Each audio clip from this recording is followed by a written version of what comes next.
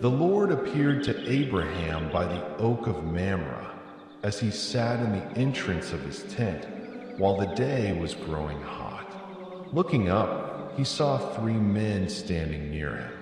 When he saw them, he ran from the entrance of the tent to greet them, and bowing to the ground, he said, "Sir, if it please you, do not go on past your servant.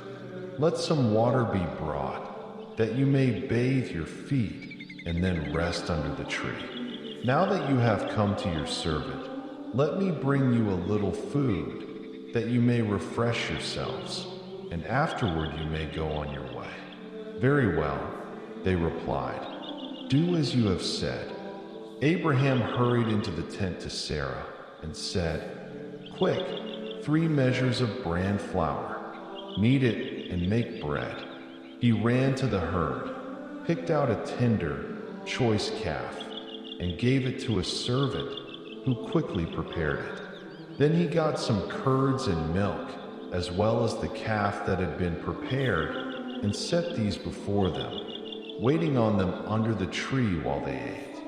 "Where is your wife Sarah?" they asked him. "There in the tent," he replied. One of them said, "I will return to you about this time next year, and Sarah will then have a son." Sarah was listening at the entrance of the tent, just behind him. Now Abraham and Sarah were old, advanced in years, and Sarah had stopped having her menstrual periods. So Sarah laughed to herself and said, "Now that I am worn out and my husband is old, am I still to have sexual pleasure?" But the Lord said to Abraham, "Why did Sarah laugh and say, 'Will I really bear a child, old as I am?' Is anything too marvelous for the Lord to do? At the appointed time, about this time next year, I will return to you, and Sarah will have a son."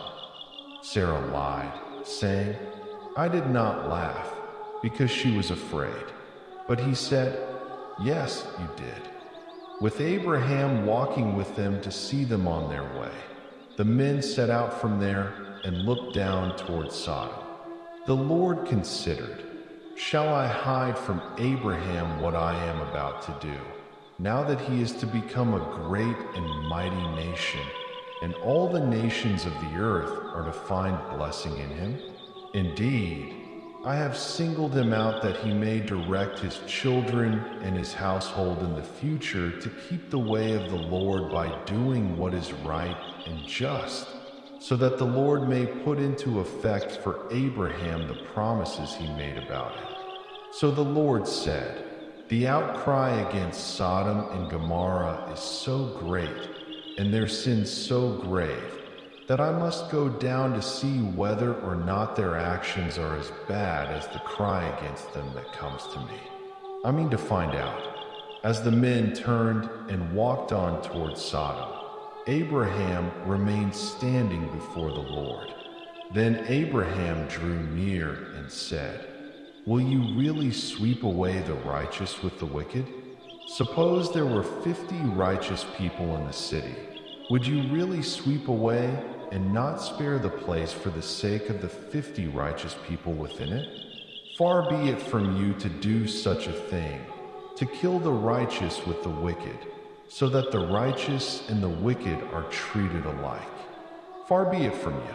Should not the judge of all the world do what is just?" The Lord replied, "If I find 50 righteous people in the city of Sodom, I will spare the whole place for their sake." Abraham spoke up again, "See how I am presuming to speak to my Lord, though I am only dust and ashes. What if there are 5 less than 50 righteous people?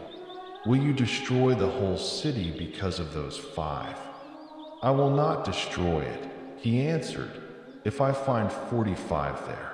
But Abraham persisted, saying, "What if only 40 are found there?" He replied, "I will refrain from doing it for the sake of the 40. Then he said, "Do not let my Lord be angry if I go on. What if only 30 are found there?" He replied, I will refrain from doing it if I can find 30 there." Abraham went on, "Since I have thus presumed to speak to my Lord, what if there are no more than 20? I will not destroy it." He answered, "For the sake of the 20. But he persisted, "Please, do not let my Lord be angry if I speak up this last time. What if 10 are found there?" "For the sake of the 10, he replied, "I will not destroy it." The Lord departed as soon as he had finished speaking with Abraham, and Abraham returned home.